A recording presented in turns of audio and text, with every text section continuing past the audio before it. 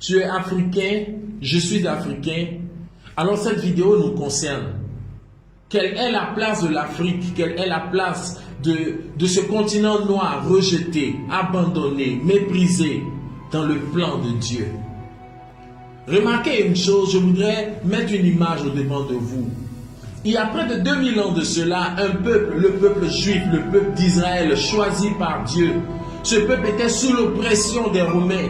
Il était sous la domination des Romains. Ce peuple criait et gémissait en vue d'une délivrance de la part du Seigneur, de la part de Dieu. Car les prophéties avaient effectivement annoncé qu'un libérateur viendrait pour Israël, qu'un Messie leur serait suscité en vue de leur donner la consolation divine.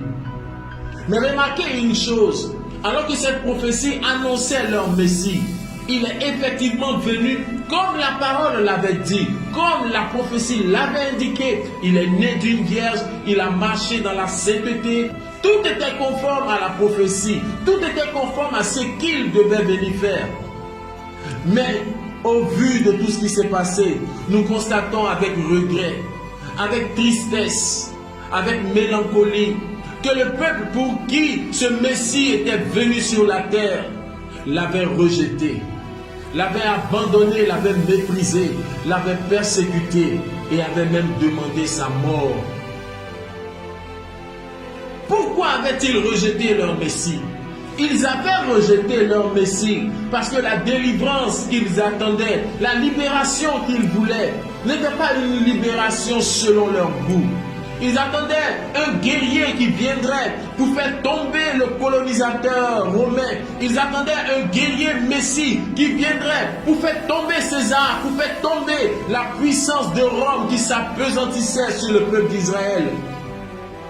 Mais au lieu de cela, qu'est-ce qu'ils voient? Un homme qui vient avec une prédication qui n'est pas selon leur goût, une prédication qui n'est pas conforme au courant religieux auquel les rabbins et docteurs de la loi les avaient habitués. Ils voient un homme qui a une prédication arrogante selon eux. Il dit: serpent, race de vipères, tombeau blanchi, malheur à vous, vous avez pour père le diable. Un prédicateur qui condamne tout ce qu'ils étaient en train de faire dans la religion judaïque. Et ils l'ont rejeté, ils l'ont méprisé. J'ai pris cet exemple parce que je vais m'adresser à toi, l'Africain. Toi, l'Africain dominé par le colon. Toi, l'Africain dominé par la race blanche. Toi, l'Africain dominé. Toi, l'Africain abaissé. Lorsqu'on parle de colonisation, c'est l'Africain qui en souffre. Lorsqu'on parle de colonisation économique, c'est l'Africain qui en souffre. Lorsqu'on parle du vaccin, test du coronavirus, c'est l'Africain qui en souffre. Lorsqu'on parle de ségrégation raciale, c'est l'Africain qui en souffre. Lorsqu'on parle de apartheid en Afrique du Sud, c'est l'Africain qui en souffre. Lorsqu'on a parlé de l'esclavage, c'est l'Africain qui en souffrait. Et cet Africain, évidemment, selon les prophéties, devait passer par là. Mais laissez-moi vous dire que Dieu est aussi le Dieu des Africains. Le Dieu créateur du ciel et de la terre ne fait exception de personne. Et comme il avait promis d'un libérateur de l'autre côté là-bas, sachez que selon la parole de Dieu, chaque peuple, chaque continent a son jour de visitation de la part du créateur du ciel et de la terre. Mais qu'est-ce que l'humanité n'arrive pas à comprendre, que nous nous évertions à faire comprendre à l'humanité? C'est que Dieu visite son peuple en chaque génération. Quand Dieu veut visiter un peuple, une race, c'est au travers d'un prophète messager, car les prophètes sont les révélateurs de la volonté de Dieu à leur génération. Et le Seigneur Jésus-Christ a dit dans Matthieu chapitre 24, le verset 27, comme l'éclair part de l'Orient jusqu'en Occident, ainsi sera la venue du Fils de l'homme. Ce sont des mystères codés de la parole que Dieu lui-même décode au travers de ses prophètes selon Amos chapitre 3, le verset 7 qui dit que Dieu ne fera rien qu'il ne révèle son secret à ses serviteurs les prophètes. Car oui, l'Afrique a une place dans le plan de rédemption de Dieu selon les Écritures.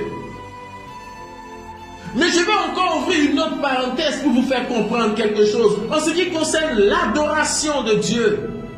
Oh, chers internautes, chers téléspectateurs, permettez-moi de vous dire que le problème dans votre adoration, c'est que l'humanité n'a jamais compris qu'on n'adore pas Dieu comme on veut. On n'adore pas Dieu où on veut. On n'adore pas Dieu parce que papa est catholique, maman est catholique, je suis catholique. Papa est musulman, maman est musulmane, je suis musulman.